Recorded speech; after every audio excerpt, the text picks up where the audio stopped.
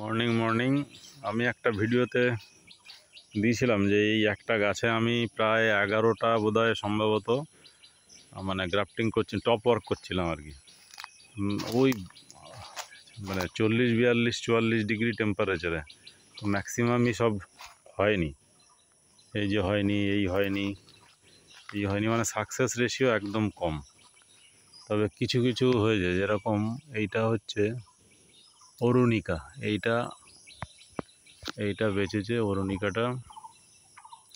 আচ্ছা, এটা সারেঙ্গা,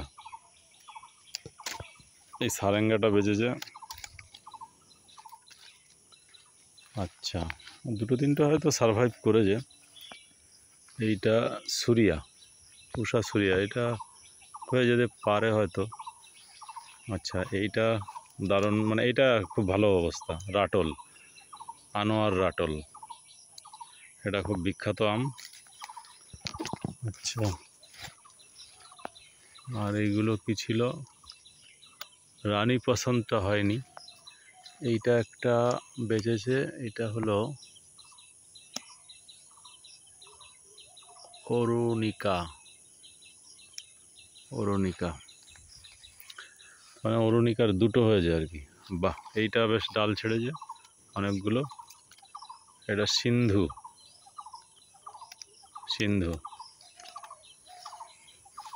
অ্যাকচুয়ালি সিন্ধুর আমার 4-5টা গাছ আছে, কিন্তু সিন্ধুগুলো লাগানো এমন দিকে, ওই যে ওই সাইডে, এটা হলো দক্ষিণ দিক। তো শীতকালে কি হয়, শীতকালে রোদটা পায় উত্তর দিক থেকে, এই মানে সরি, গরমকালে রোদটা পায় আর কি, কিন্তু শীতকালে রোদটা পায় না, কেননা সূর্য তো দক্ষিণ দিকে থাকে।